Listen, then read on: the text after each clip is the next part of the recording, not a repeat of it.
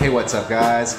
I'm Jared Poirier, and welcome to my movie review show where I talk about movies. Alright, so today we're going to be doing something a little bit different. We're going to be doing my hypothetical pitch for Deadpool 3. So those of you who watch my channel know that I had a lot of problems with the movie Deadpool 2. I'm not going to go into it that much here. If you guys want to hear me talk extensively about that movie, you can go watch that review. But basically, I think that this movie was really plagued by too much studio interference. I really think that CGI was overused here, and I thought that there were a lot of story elements, especially the element of time travel, that was really underused and really underexplored in this sequel. But even though I found this movie pretty bad, I actually think that this franchise can get some redemption. And that's why I present to you guys, my YouTube audience, this is my pitch of Deadpool 3. I'm just heading down to BMV. BMV is a bookstore that sells a lot of used books, and they even have a comic book section. So I'm gonna head down there and see if I can find either Deadpool Kills the Marvel Universe or some other good Deadpool comics. Basically, I need to read as many Deadpool comics as I can, and that will get me into the headspace of this character of Deadpool, and that should really help me get some good ideas for this pitch.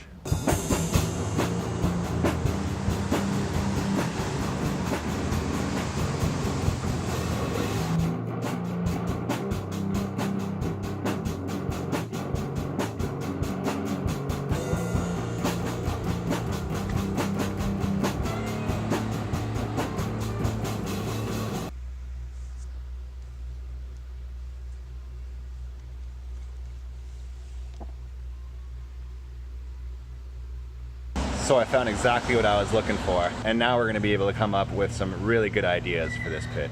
So I'm off to a pretty good start with Deadpool Kills the Marvel Universe, but I think I'm going to need a few more Deadpool comics, so that's why I'm heading down to the library to see what they've got. For Deadpool 3, I'm thinking lots of time travel. So if we can find some comics that are all about time travel, that will definitely be a bonus.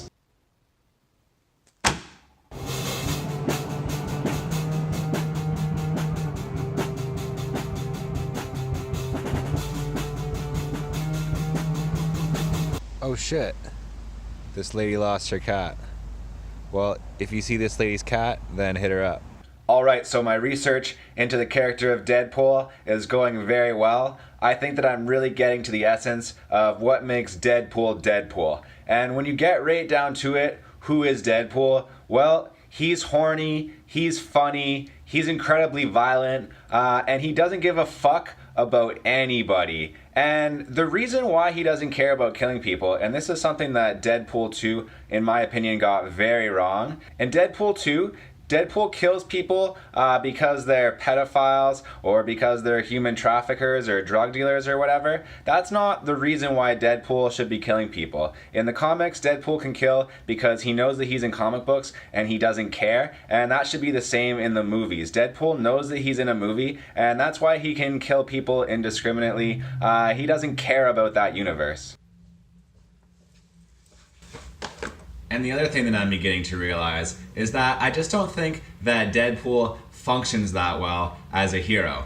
In my personal opinion, I think that Deadpool is at his best when he's basically a villain. And to me, that's something that so far these movies have gotten really wrong. These movies try to make Deadpool the hero, and they try to make you think that all of his stupid fart jokes are actually funny. No, Deadpool is supposed to be annoying. So you can think of Deadpool as basically an insane serial killer who kills without remorse because he believes that the universe in which he exists is fictional.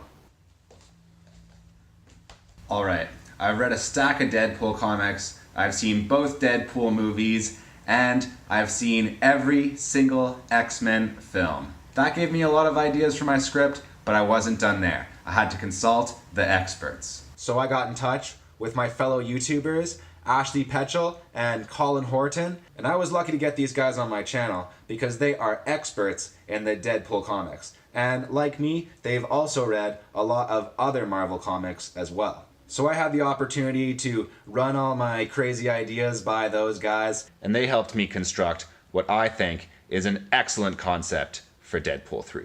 Alright, so without further bullshitting, here is my pitch for Deadpool 3. So basically, this whole thing gets set in motion when Mysterio wants to kill the X-Men. He doesn't want to get his hands dirty, so what does he do? Well, he's going to brainwash Deadpool and get him to do the dirty work for him. So here we're going to have Deadpool killing the X-Men. And while he's under the influence of Mysterio here, he is reduced to his base instincts and he basically becomes a villain. So at the end of Deadpool 2, Deadpool has like time and dimension travel sort of abilities. Yeah, so he uses those to go back in time into the original X-Men film and basically kill all of the X-Men. He kills Wolverine, he kills Storm, he kills a lot of your favorite X-Men. Who doesn't he kill? Well, he doesn't kill Xavier. Because who else has time travel powers in the X-Men cinematic universe? Well, of course, Negasonic Teenage Warhead does, because she's the one who gave Deadpool those powers in the first place. So yeah, basically NTW knows that Deadpool is probably going to be causing some trouble, so she ends up going back in time and she gets there just as he's about to kill Professor X and saves him.